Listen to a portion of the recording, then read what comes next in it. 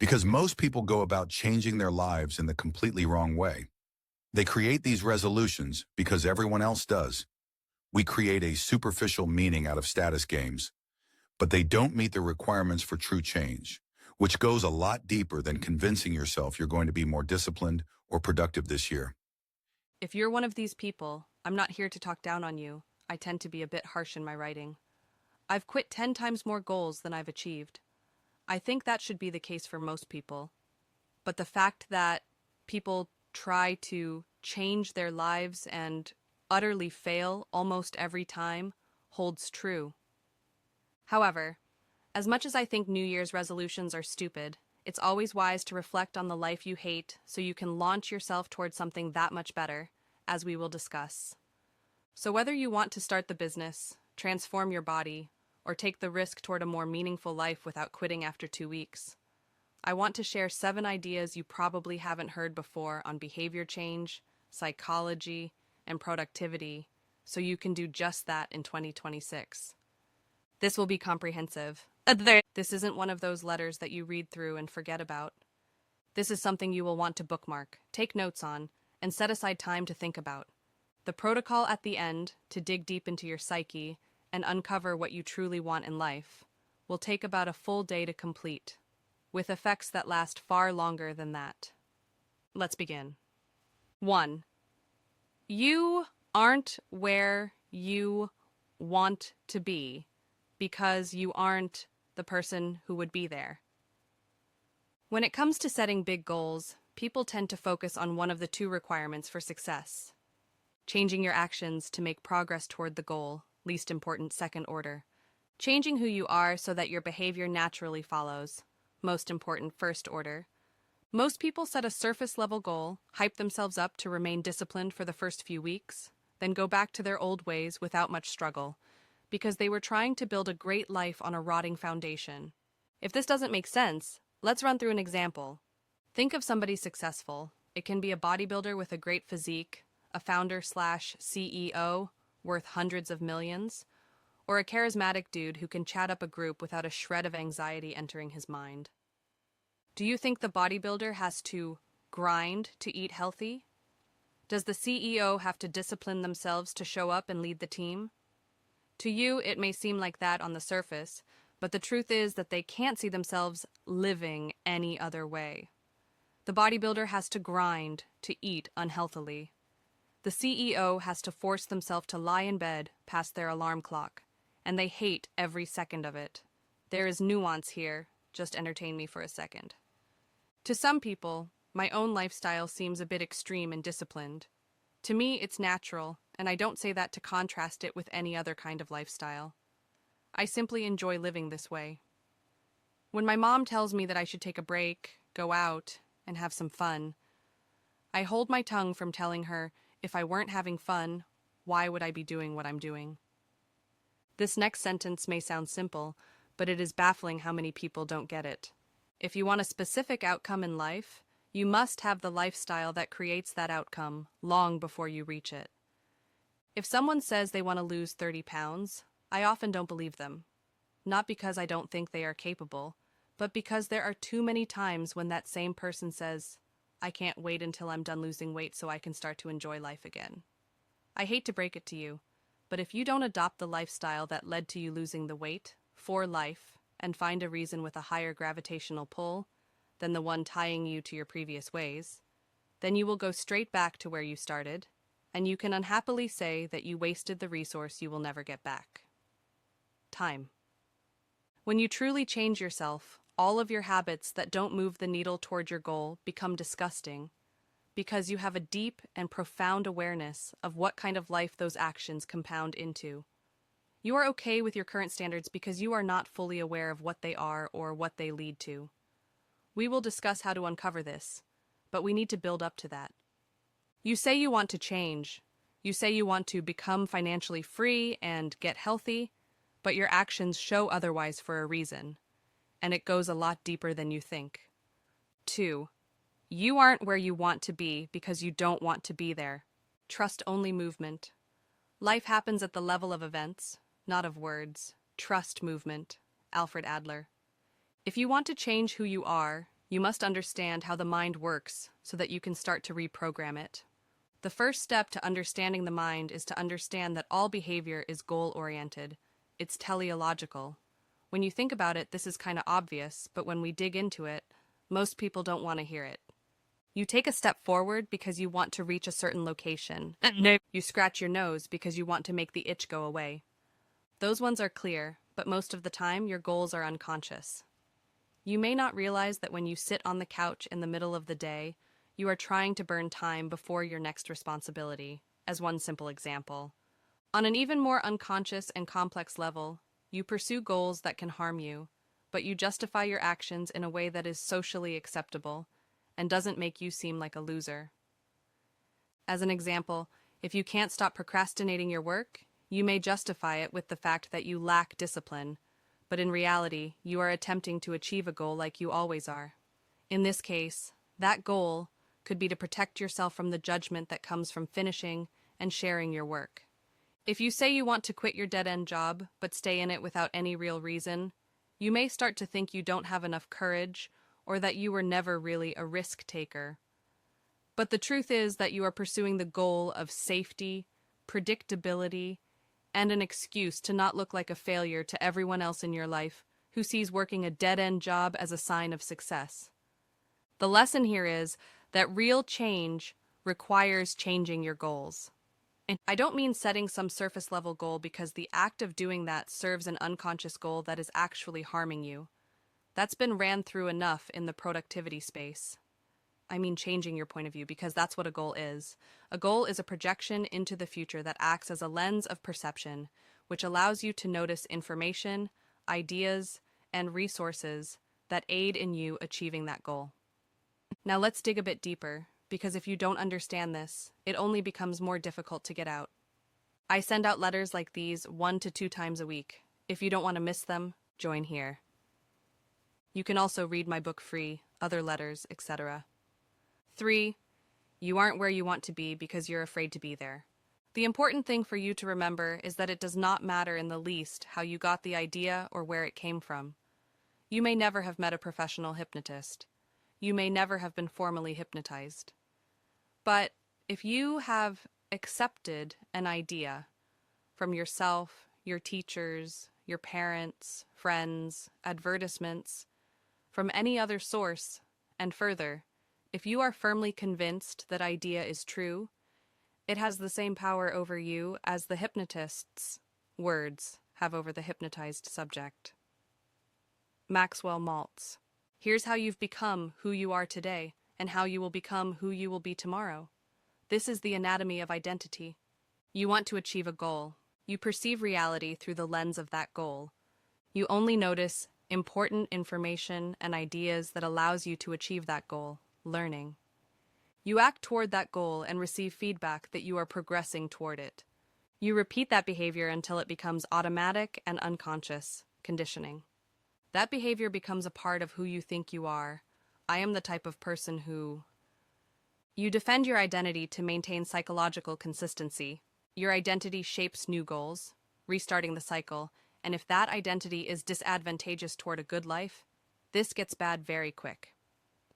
The unfortunate reality is that you must break the cycle between steps 6 and 7, but this process starts when you are a child. You have the goal of survival. You are dependent on your parents to teach you how to survive. You had to conform. And since the way most people teach is through reward and punishment, unless you adopt their beliefs and values, you will be punished. You don't actually think for yourself until you see through this. But your parents have also gone through this process throughout their entire lives. That's where it can get dangerous. Your parents, unless they broke the pattern themselves, were conditioned by the culturally accepted ideas of success from the industrial age. They also carry the best and worst conditioning from their parents and their parents' parents. To take it a layer deeper, once you fulfill your physical survival needs, which is quite easy to do in today's world, you're practically born into safety, you start to survive on the conceptual or ideological level. You may not try to protect and reproduce your body, but you absolutely protect and reproduce your mind. It's not difficult to see the war of ideas on the internet, and the participants are individual and group identities. When your body feels threatened, you go into fight or flight. When your identity feels threatened, the same thing happens.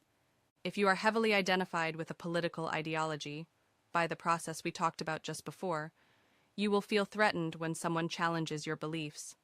You literally feel the stress. You feel, emotionally, like you were just slapped in the face. Since most people don't analyze their emotions for truth, you tend to get stuck in echo chambers and double down on claims that harm yourself and others. If you were raised in a religious household and did not think for yourself, you will fight and attack others who threaten your psychological safety within that little bubble. The same thing happens when you unconsciously see yourself as a lawyer, a gamer, or somebody else who would not take the actions to achieve a better life. 4. The life you want lies within a specific level of mind. The mind evolves through predictable stages over time. When you're born, you're like a little survival sponge that absorbs whatever beliefs you can, which are heavily dictated by your culture, so that you can feel safe and secure. And if you don't be careful, your mind may crystallize, and it may make it difficult to live a meaningful life. This has been documented enough in models like Maslow's hierarchy, Greuter's stages of ego development, spiral dynamics, and integral theory, each building off of one another. But it's also not difficult to observe in society. I've talked about these many times and synthesized them into my own. Human 3.0 model. With various AI prompts to uncover your level of development and a path forward, open in a tab to read after if you'd like. But here's the 80-20 of the 9 stages of ego development as a refresher. Because repetition helps reveal things you didn't notice before. And there are new people reading these letters. Impulsive. No separation between impulse and action. Black and white thinking. That is a toddler hits when angry because the feeling and the behavior are the same thing. Self-protective. The world is dangerous, and you learn to look out for yourself. I.e., a kid learns to hide report cards, lie about chores, and figure out what adults want to hear. Conformist. You are your group, and its rules feel like reality itself.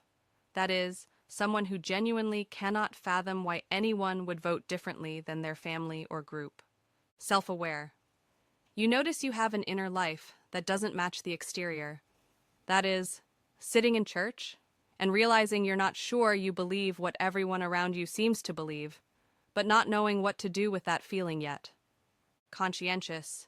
You build your own system of principles and hold yourself accountable to them.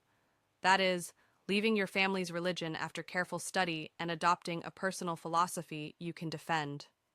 Or building a career plan with clear milestones because you believe the right effort yields the right results. Individualist. You see that your principles were shaped by context and start holding them more loosely. That is, realizing your political views have more to do with where you grew up than objective truth, or noticing that your ambitious career goals were really about earning your father's approval. Strategist. You work with systems while aware of your own involvement in them. That is, leading an organization while actively questioning your own blind spots, or engaging in politics knowing your perspective is partial and shaped by bias you can't fully see. Construct-aware. You see all frameworks, including your identity, as useful fictions. That is, holding your spiritual beliefs with metaphorically, not literally, knowing the map is not the territory, or watching yourself play the role of founder or thought leader with a kind of gentle amusement. Unitive. Separation between self and life dissolves. That is, work, rest, and play feel like the same thing. There's no one left who needs to become something, just presence responding to what arises. For most people reading this, I would assume you hover between 4 and 8, which is a huge gap. Those closer to 8 are reading this, are doing so to either learn something or pass time in a non-destructive way. Those closer to 4 are really looking for a change. You feel like you are meant for more, but you can't make sense of everything yet, because there's obviously a lot at play. The good thing is, it doesn't really matter what stage you are in, because moving through any of them follows a pattern. V. Intelligence is the ability to get what you want out of life. The only real test of intelligence is if you get what you want out of life. Naval Ravikant. There is a formula for success. One ingredient is agency. One ingredient is opportunity, which many people like to mistake as privilege because they the other ingredients. The last ingredient is intelligence. If you have high agency but low opportunity, it doesn't matter how likely you are to act toward a goal, because it isn't a goal that will bear much fruit. If you have opportunity and agency but low intelligence, then you will never be fully able to benefit from that opportunity. First, we've talked about agency before here. In terms of opportunity, I can't tell you to change your physical location, but if you don't see the abundance of digital opportunity right in front of you, I don't know what to tell you.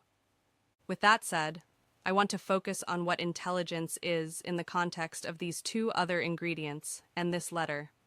For that, we look to cybernetics. Cybernetics comes from the Greek word kybernetikos, which means to steer or good at steering. It's also known as the art of getting what you want. So, if Naval's definition of intelligence is getting what you want out of life, understanding cybernetics helps you do that much faster. Cybernetics illustrates the properties of intelligent systems: to have a goal, act toward that goal, sense where you are, compare it to the goal, and act again based on that feedback. You can judge intelligence based on the system's ability to iterate and persist with trial and error. A ship blown off course that corrects toward its destination. A thermostat sensing a change in heat and turning on. The pancreas excreting insulin after blood glucose spikes. What does this have to do with getting what you want out of life? Everything. Acting, sensing, comparing, and understanding the system from a meta perspective is fundamental to high intelligence, with the definition we are using here. High intelligence is the ability to iterate, persist, and understand the big picture. The mark of low intelligence is the inability to learn from your mistakes. Low intelligence people get stuck on problems rather than solving them. They hit a roadblock and quit. Like a writer who fails to build a readership and quits because they lack the ability to try new things, experiment, and figure out a process that works for them. To think that there isn't an effective process you can create is verifiably false, no matter your limiting beliefs, hence being low intelligence. High intelligence is realizing any problem can be solved on a large enough timescale. The reality is that you can achieve any goal you set your mind to. Intelligence is realizing that there is a series of choices you can make, which lead to achieving the goal you want. You understand that ideas are hierarchical, and that you can't go from Papyrus to Google Docs in one fell swoop. Even if that goal is impossible right now, you simply don't have the resources, which may be invented over the next few years, to achieve that thing. When I talk about goals, and as I will continue repeating, I am not speaking from the typical lens of self-help, although that's a helpful lens to adopt at times. I am speaking from the lens of teleology, or the Greek cosmos, that everything serves a purpose, that everything is a part of a greater whole. Goals determine how you see the world. Goals determine what you consider success or failure. You can try to enjoy the journey, but if you pursue the wrong goal, you will not enjoy it. Your mind is the operating system for reality. That system is composed of goals. For most people, those goals are assigned to them, programmed like lines of code in your psyche. Go to school, get the job, get offended, play victim, retire at 65. A known path that doesn't work. To become more intelligent, you must reject the known path. Dive into the unknown. Set new, higher goals to expand your mind. Embrace the chaos and allow for growth. Study the generalized principles of nature. Become a deep generalist. I understand this may not be the traditional definition of intelligence, but that sequence of steps leads to an extraordinary level of connections in your brain, leading to what we would observe as an intelligent person. Pair that with agency, and you've got a winner. That leads us into the next section perfectly. 6. How to launch into a completely new life in one day. The best periods of my life always came after a period of getting absolutely fed up with the lack of progress I was making. How do you dig into your mind? How do you become aware of your conditioning? How do you reach profound insights and truths that change the trajectory of your life? Through the simple, but often painful, act of questioning. Something that so few people do, and you can tell by how they speak or give their thoughts on a specific topic. Questioning is thinking, and very few people do it. I want to give you a comprehensive protocol that you can use every year to reset your life and launch into a season of intense progress. This protocol helps you ask the right questions. These questions will cover the macro to the micro. Where you want to be, what you need to do to get there, and what you can do immediately to start moving the needle toward that reality. This will require 1 full day to complete, so I recommend you follow along with the exact protocol. You will need a pen, paper, and an open mind. When I observe patterns in people who successfully flip their identity, it happens fast after a buildup of tension. Specifically, I've noticed 3 phases that people tend to go through. Dissonance. They feel like they don't belong in their current life and become sufficiently fed up with their lack of progress. Uncertainty. They don't know what comes next, so they either experiment or get lost and feel worse. Discovery. They discover what they want to pursue and make 6 years of progress in 6 months. So, our goal with this protocol is to help you reach the point of dissonance, navigate through uncertainty, and discover what it truly is that you want to achieve, so much so that the clarity is overwhelming and distractions no longer hold their weight. This protocol is structured so that it can be completed in 1 day. In the morning, you do a psychological excavation to uncover your own hidden motives. During the day, you prompt yourself with interrupts to keep you out of autopilot and contemplate your life. At night, you synthesize the insights into a direction you will start to move in tomorrow. I cannot guarantee that this will work for everyone, because I cannot guarantee that everyone reading this is in the right chapter of their own story that would make these points impactful. You can't place the climax at the start of the book and expect it to be interesting. Part 1. Morning. Psychological excavation, vision and anti-vision. First, we must create a new frame or lens of perception for your mind to operate from. This is like creating a new shell, leaving your old one, and slowly growing into it over time. It won't feel like it fits at first. That's a good thing. Set aside 15 to 30 minutes, the length of 1 YouTube video. You can do it. To think about and answer these questions. Do not attempt to outsource this contemplation to AI. I want you to break past the limiter that is on your mind. If you can't answer these immediately, come back to them later. What is the dull and persistent dissatisfaction you've learned to live with? Not the deep suffering, but what you've learned to tolerate. If you don't hate it, you will tolerate it. What do you complain about repeatedly, but never actually change? Write down the 3 complaints you've voiced most often in the past year. For each complaint, what would someone who watched your behavior, not your words, conclude that you actually want? What truth about your current life would be unbearable to admit to someone you deeply respect? Those questions are meant to make you aware of the pain in your current life. Now, we need to turn those into what I call an anti-vision, which is a brutal awareness of the life you do not want to live. That way, you can use that negative energy to aim your efforts in a positive direction and act from a place of intrinsic motivation. If absolutely nothing changes for the next 5 years, describe an average Tuesday. Where do you wake up? What does your body feel like? What's the first thing you think about? Who's around you? What do you do between 9 a.m. and 6 p.m.? How do you feel at 10 p.m.? Now do it but for 10 years. What have you missed? What opportunities closed? Who gave up on you? What do people say about you when you're not in the room? You're at the end of your life. You lived the safe version. You never broke the pattern. What was the cost? What did you never let yourself feel, try, or become? Who in your life is already living the future you just described? Someone 5, 10, 20 years ahead on the same trajectory? What do you feel when you think about becoming them? What identity would you have to give up to actually change? I am the type of person who... What would it cost you socially to no longer be that person? What is the most embarrassing reason you haven't changed? The one that makes you sound weak, scared, or lazy rather than reasonable.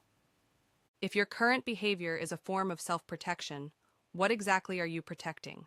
And what is that protection costing you? If you answered those truthfully and if you are in the right chapter of your life, you will feel a deep sense of dis-ease and possibly disgust for how you are currently living. Now we need to orient that energy in a positive direction. We need to create a minimum viable vision, because your vision is like a product. It starts out unclear, but with time and experience, it grows stronger and more potent. Forget practicality for a minute. If you could snap your fingers and be living a different life in 3 years, not what's realistic, what you actually want. What does an average Tuesday look like? Same level of detail as question 5. What would you have to believe about yourself for that life to feel natural rather than forced? Write the identity statement. I am the type of person who... What is one thing you would do this week if you were already that person? Answer all of those first thing in the morning tomorrow. Part 2. Throughout the day, interrupting autopilot, breaking unconscious patterns. These journaling exercises are cute, but we want real change. Frankly, that's not going to happen if you don't break the current unconscious patterns that are keeping you the same. Throughout the day, I want you to contemplate on everything you journaled in part 1. Beyond that, I don't want you to forget to contemplate. Please take this seriously. You aren't going to change by doing the same thing for the rest of your life. You need to consciously force a pattern break. Take the time right now to create reminders or calendar events in your phone. Include the question in the reminder or event so that you can immediately start thinking about it. The more random and non-conflicting with your schedule there are, the better. 11 a.m. What am I avoiding right now by doing what I'm doing? 1:30 p.m. If someone filmed the last 2 hours, what would they conclude I want from my life? 3:15 p.m. Am I moving toward the life I hate or the life I want? 5 p.m. What's the most important thing I'm pretending isn't important? 7:30 p.m. What did I do today out of identity protection rather than genuine desire? Hint, it's most things you do. 9 p.m. When did I feel most alive today? When did I feel most dead? To add a bit more fuel to the fire, schedule these questions during times where you are either commuting, walking, or lying around. What would change if I stopped needing people to see me as the identity you wrote in question 10? Where in my life am I trading aliveness for safety? What's the smallest version of the person I want to become that I could be tomorrow? Part 3. Evening, synthesizing insight, entering a season of progress. If you followed that process, I would be surprised if you didn't have at least one profound insight that could alter the course of your life. Now we need to make those known, integrate them into who we are, and act on them to begin solidifying our journey to a new level of mind. After today, what feels most true about why you've been stuck? What is the actual enemy? Name it clearly, not circumstances, not other people. The internal pattern or belief that has been running the show. Write a single sentence that captures what you refuse to let your life become. This is your anti-vision compressed. It should make you feel something when you read it. Write a single sentence that captures what you're building toward, knowing it will evolve. This is your vision MVP. Lastly, we need to create goals. Again, these aren't goals that you set for the sake of achievement, because goals are just projections. They are unreliable and make you feel bound to something that will inevitably change. Instead, think of goals as a point of view. A lens that you can exchange to enter the right state of mind to perform the action that will lead away from the life you don't want. Do not worry about some kind of finish line, because as we will find, it doesn't exist. Enjoyment is found in progress. 1 year lens. What would have to be true in 1 year for you to know you've broken the old pattern? One concrete thing. 1 month lens. What would have to be true in 1 month for the 1 year lens to remain possible? Daily lens. What are 2 to 3 actions you can time block tomorrow that the person you're becoming would simply do? That was a lot. Hopefully it was helpful. But we have one last piece to lock it all in. Stick with me. 7. Turn your life into a video game. The optimal state of inner experience is one in which there is order in consciousness. This happens when psychic energy, or attention, is invested in realistic goals and when skills match the opportunities for action. The pursuit of a goal brings order and awareness because a person must concentrate attention on the task at hand and momentarily forget everything else. Mihaly Csikszentmihalyi. You now have all of the components that lead to a good life. Now it may be helpful to organize all of your insights into one coherent plan. Pull out a new page and write down these 6 components. Anti-vision. What is the bane of my existence, or the life I never want to experience again? Vision. What is the ideal life that I think I want and can improve as I work toward it? 1-year goal. What will my life look like in 1 year time, and is that closer to the life I want? 1-month project. What do I need to learn? What skills do I need to acquire? What can I build that will move me closer to the 1-year goal? Daily levers. What are the priority needle-moving tasks that bring my project closer to completion? Constraints. What am I not willing to sacrifice to achieve my vision from the ground up? Why is this so powerful? Because these components literally create your own little world. If you are meant to pursue this hierarchy of goals at this stage of your life, you will have no other option but to become obsessed. You will feel the pull to something greater. You will not see anything else as an option. You turn your life into a video game. Because games are the poster child for obsession, enjoyment, and flow states. They have all the components that lead to focus and clarity. So if we reverse engineer what those components are, we can live in a state of deeper enjoyment. Less distractions and more success. Your vision is how you win, at least until the game evolves. Your anti-vision is what's at stake. What happens if you lose or give up? Your 1-year goal is the mission. This is your sole priority in life. Your 1-month project is the boss fight, how you gain XP and acquire loot. Your daily levers are the quests, the daily process that unlocks new opportunities. Your constraints are the rules, the limitations that encourage creativity. All of these act as a concentric set of circles, like a force field, that guard your mind from distractions and shiny objects. The more you play the game, the stronger this force becomes, and soon enough it becomes who you are, and you wouldn't have it any other way. Dan.